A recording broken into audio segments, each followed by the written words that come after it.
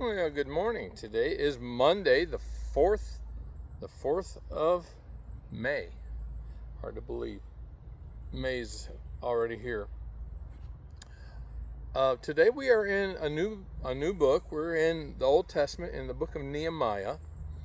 And yesterday's devotion was chapter 1.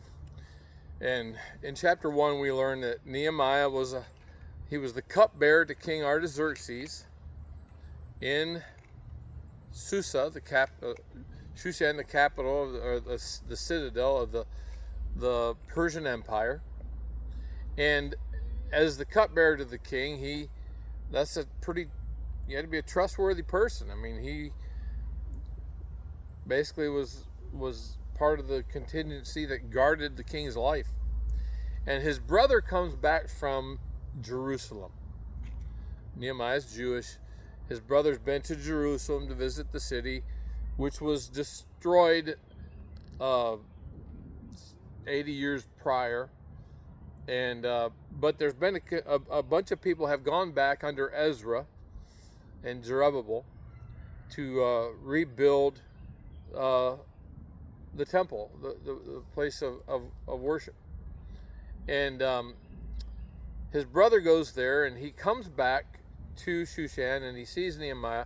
Nehemiah goes to him, and he says, "Tell me, how are things back home?" And his brother reports that the people are there in distress from their enemies around them, that the walls have been turned to rubble, the gates are burned with fire, and it's just a bad situation.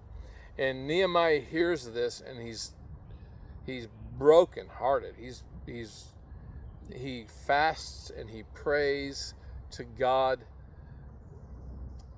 And now we come to chapter 2. He had prayed specifically. I'm going to read the last verse of chapter 1.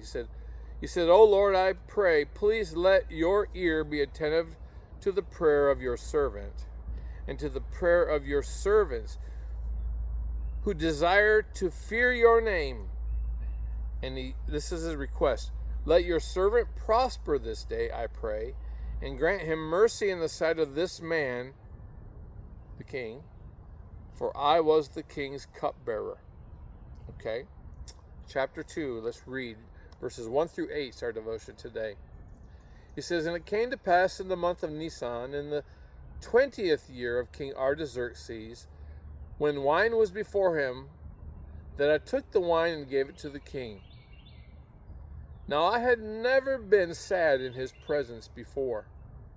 Therefore the king said to me, 'Why is your face sad, since you are not sick?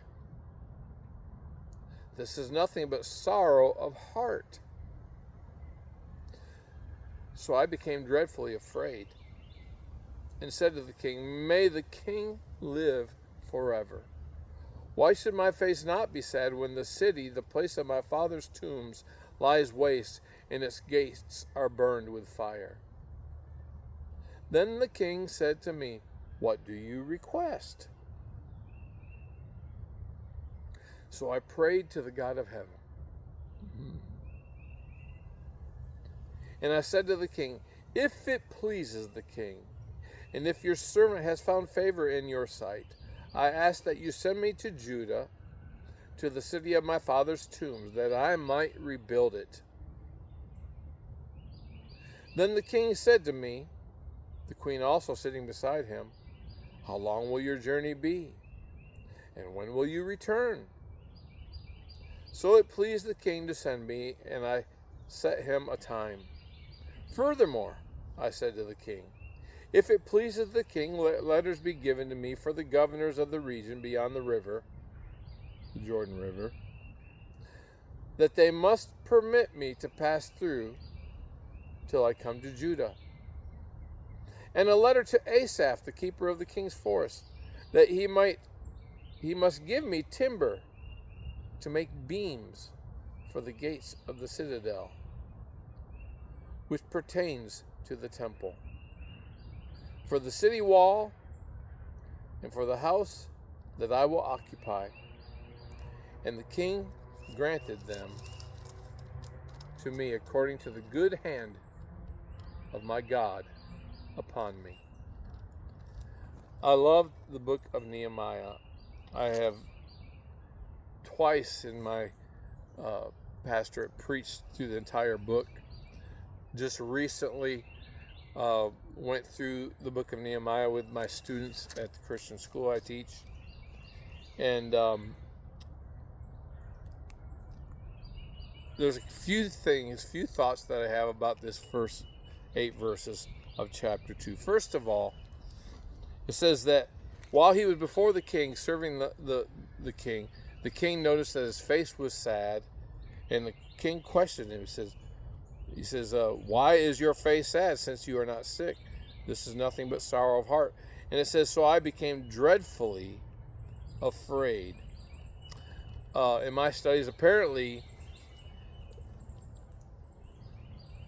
to be anything but cheerful in the king's presence could bring the death penalty, or at the very least, losing your job, your position. And so Nehemiah was rightly afraid. And it's interesting to me that it says he became dreadfully afraid, and the king and said to the king, may the king live forever. Why should my face not be sad? And he shares his burden. He shares the burden, the thing that's troubling him. He shares it with the king. The king asked the question. He said, why are you sad? So he tells him why.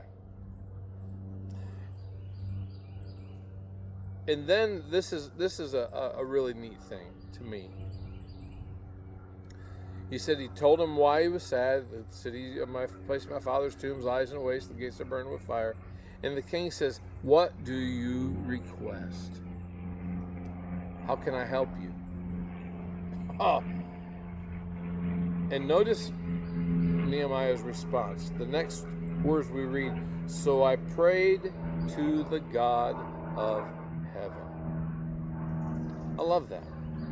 I prayed to the God of heaven. I have a burden. Now he's been chewing on this for a while.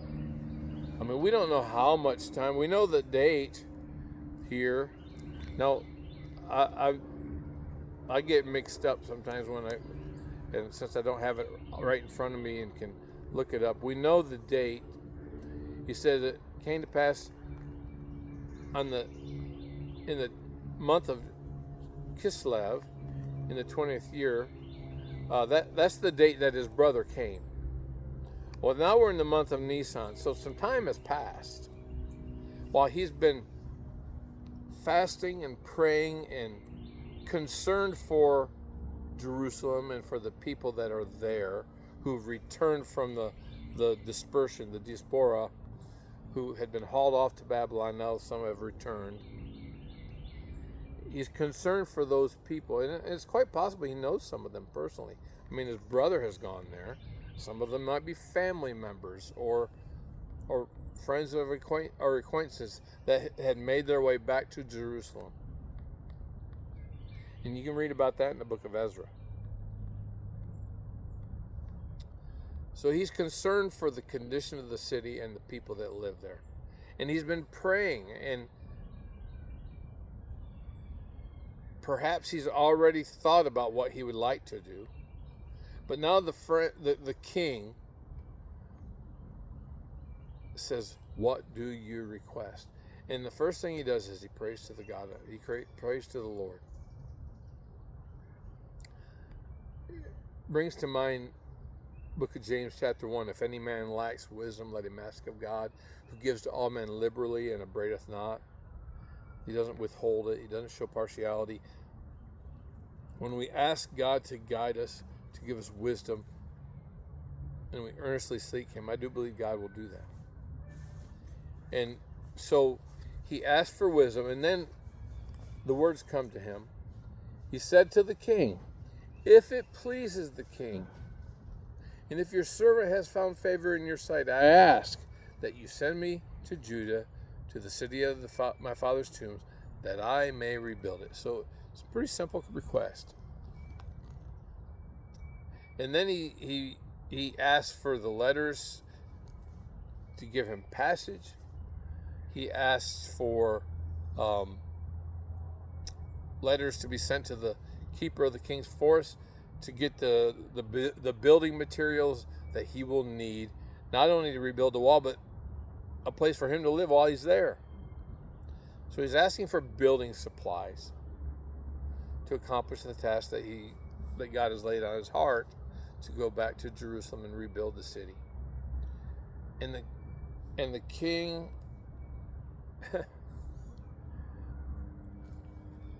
shows him favor. It's amazing. Here is the work of God being supported by the civil government. Now, how foreign of a concept is that here in the United States? I don't know. I know at one time in our nation's history, the first publisher of Bibles in our country was the United States government. And so there was a time when our government was supportive of Christian endeavors or kingdom endeavors, however you want to phrase it. Not anymore. Unfortunately, in the day we live in, it's almost a 180 from that. Seems like the government is very anti-Christian agenda and very much in support of everything that's demonic and satanic. But that's another subject. The thing that we notice here is that God gives him favor. And it says at the end of verse 8 that the king granted them to me, all the things I asked, according to the good hand of my God upon me. And that's going to be a phrase that's going to come back up, because it's going to provide assurance or reassurance for the people not to doubt that God is in it, that God is behind this whole grand plan to rebuild the walls of Jerusalem. Even with all the opposition that's coming from the devil, from those that are in the region around Jerusalem who don't want to see the city rebuilt, all the enemies of God, the Ammonites, the Moabites, all the same people that are still in the land today opposing the people of Israel. You can lump all those people into what we currently would call Palestinians. But it's the same group as Sanballat and Tobiah. It's the same people. This conflict between the people of God and the people of the land of the people of God is not a new conflict, folks. This is a conflict that's been going on for thousands of years and will continue until the Lord comes back. So how do we apply this to our life? A couple things. We see that God placed Nehemiah where God wanted him to be, so that he would be in the position to be a tool in the hand of God to accomplish his will to rebuild the walls.